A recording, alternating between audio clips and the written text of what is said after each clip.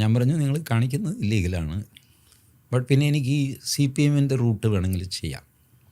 എൻ്റെ ഭാര്യ നിലവിളിക്കുക. ഭാര്യയുടെ കയ്യിൽ ഞാൻ മൊബൈൽ കൊടുക്കുന്നു, നീ ഇത് കൊടുക്കണ്ട, ഒച്ച വെച്ചോ.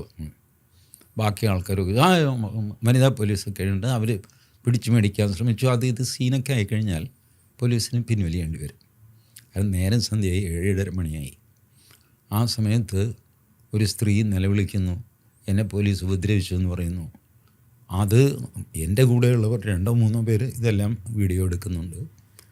പോലീസിന് പിൻവലിയേണ്ടി വരും. ഇതൊക്കെയാണ് മാർക്സിസ്റ്റ് പാർട്ടി ഉപയോഗിക്കുന്ന techniques. But I never do that. ഞാൻ ലീഗാലിറ്റി ഇങ്ങനെയാണെന്ന് പറയും, പിന്നെ അത് ചെയ്യുന്നില്ലെങ്കിൽ ദെൻ ഞാൻ കോടതിയിൽ വഴി അത് എടുക്കാൻ ഇപ്പോഴും ഞാൻ മൊബൈൽ തിരിച്ചു തരണം എന്ന് പറഞ്ഞിട്ട് കോടതിയിൽ ആപ്ലിക്കേഷൻ കൊടുത്തിട്ടുണ്ട്. മേ ബി അത് തിരിച്ച് കിട്ടും, അല്ലെങ്കിൽ കിട്ടില്ല. എന്തെങ്കിലും ലീഗൽ റൂട്ടിൽ ഞാൻ പോവുള്ളൂ, അല്ലാതെ ഡ്രമാറ്റിക്സ് കാണിച്ച് അതിനൊന്നും ഞാനില്ല. അപ്പം അതുകൊണ്ടാണ് അറസ്റ്റ് ചെയ്യുമ്പോഴും ഈ ബഹളം നടക്കുമ്പോഴും ഒക്കെ ഞാൻ പ്രൊവോക്കിംഗ് ആയിട്ട് എന്തെങ്കിലും. വാസ്തവത്തിൽ പോലീസ് എന്നോട് പോകുന്ന വഴിക്ക് പറയുകയും ചെയ്തു, ഞങ്ങൾ ഓർത്ത് മീഡിയയ്ക്ക് ഒരു ബൈറ്റ് കൊടുക്കും. സാധാരണ പോലീസ് അത് അലോ ചെയ്യാറുമുണ്ട്, എന്തെങ്കിലും അങ്ങനെ ഒന്ന് പറഞ്ഞോട്ടെ. അപ്പോൾ അങ്ങനെയാണ്, കള്ളക്കേസാണ്, പിണറായിസം തുലയട്ടെ എന്ന് പറയുന്ന പോലെ സതീശനിസം തുലയട്ടെ എന്നൊക്കെ പറയാനുള്ളൊരു അവസരമാണ്. I didn't do that. ഞാൻ ഈ ചീപ്പ് ഡ്രാമയ്ക്ക് ഞാൻ പോവില്ല. അവിടെ പോയിട്ട് അവിടെ നിരാഹാരം കിടക്കുക, അവിടെ ഗ്ലൂക്കോസ് കയറ്റുക, അതിൻ്റെ വീഡിയോ പുറത്ത്, ഇതൊക്കെ വില കുറഞ്ഞ ഏർപ്പാടാണ്, which judiciary will look down upon. അപ്പോൾ എന്നെ കൊണ്ടുപോയപ്പോൾ മജിസ്ട്രേറ്റും അതാണ് ചോദിച്ചത്, നിങ്ങൾ എന്തുകൊണ്ട് നോട്ടീസ് കൊടുത്തില്ല? നോട്ടീസ് കൊടുത്താൽ ഇങ്ങനെ അബ്സ്കോണ്ട് ചെയ്യും, നാട് വിട്ടുകളെ. അപ്പോൾ അദ്ദേഹം അതൊരു പോയിൻ്റായിട്ട് പിടിച്ചു. അദ്ദേഹം ചോദിച്ചു, എന്നാണ് നിങ്ങൾ FIR ഇട്ടത്? 29-ന്. കസ്റ്റഡിയിലെടുത്തത് 10-ാം തീയതി. ഇതിനിടയ്ക്ക് അങ്ങനെ ഒളിച്ചോടിക്കൂടായിരുന്നോ? ചെയ്തില്ലല്ലോ. And was he doing his normal journalistic videos? Yes, he was regularly doing. നിങ്ങൾ കസ്റ്റഡിയിലെടുത്തത് എവിടെയാണ്? വീട്ടിൽ വെച്ച്. അപ്പോൾ ഇങ്ങനെയുള്ള ഒരാൾ നോട്ടീസ് കൊടുത്താൽ ആ നിമിഷത്തിൽ മുങ്ങും.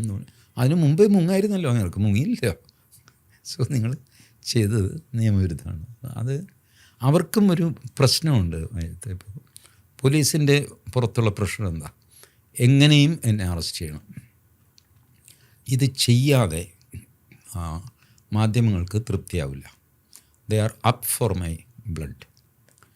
അപ്പോൾ മറ്റേ എന്താ പറയുക, ഇന്നേക്ക് ദുർഗാഷ്ടമി, ഞാൻ ഉന്നെ കൊന്ന് രക്തത്തെ കുടിച്ച് എന്നൊക്കെ പറഞ്ഞിട്ട് അങ്ങനെയാണ് നിൽക്കുന്നത്. അപ്പോൾ പിന്നെ എന്താ ചെയ്യുക? സുരേഷ് ഗോപി ഒക്കെ കൂടെ അറേഞ്ച് ചെയ്ത പോലെ ഒരു ഡമ്മി ഡെഡ് ബോഡി ഉണ്ടാക്കിയിട്ട് ആഞ്ഞ് വെട്ടാൻ നേരത്ത് ഈ ഡെഡ് ബോഡി കറക്കി ചെയ്യുക. എങ്കിലേ ഈ പ്രേതബാധയ്ക്കൊരു അന്ത്യം ഉണ്ടാവുള്ളൂ. അപ്പോൾ അത് തന്നെ ചെയ്യാൻ അവർ തീരുമാനിച്ചു.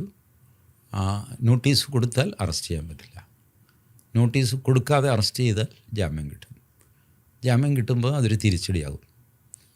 അപ്പോൾ മിക്കവാറും പോലീസ് തീരുമാനിച്ചു. കാരണം തിരിച്ചടി നമുക്കെന്താ, പോലീസിനെന്താ തിരിച്ചടി? പോലീസ് എത്രയോ പേരെ അറസ്റ്റ് ചെയ്യുന്നു, ചിലർക്ക് ജാമ്യം കിട്ടുന്നു, ചിലർക്ക് റിമാൻഡിൽ പോകുന്നു. അവരെ സംബന്ധിച്ചിടത്തോളം ഇതൊരു നിത്യസംഭവമാണ്.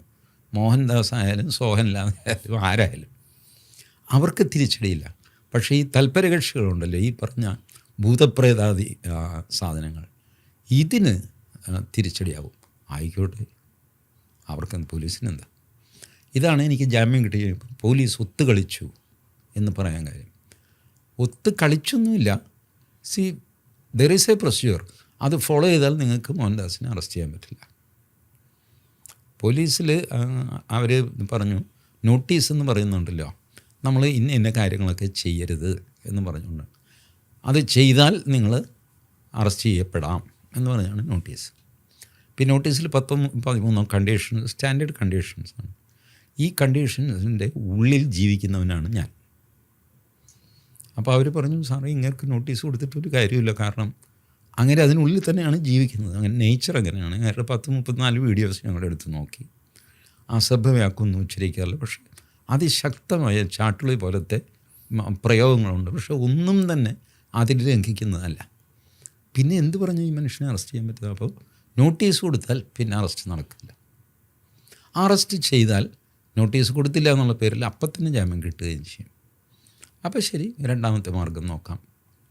അങ്ങനെ ഈ പറഞ്ഞ ഇവരെ തൃപ്തിപ്പെടുത്താനായിട്ട് നടത്തിയ ഒരു അറസ്റ്റായിട്ടാണ് എനിക്ക് തോന്നിയത്. പിന്നെ അതിനപ്പുറം ഇല്ല. അതിനപ്പുറം ഉണ്ടെങ്കിൽ കടുപ്പപ്പെട്ട വലിയ വകുപ്പുകൾ എന്തെങ്കിലുമൊക്കെ ഉണ്ട്. അതില്ല എന്ന് പറഞ്ഞാൽ ആർക്കും തൃപ്തിയാകുന്നില്ല.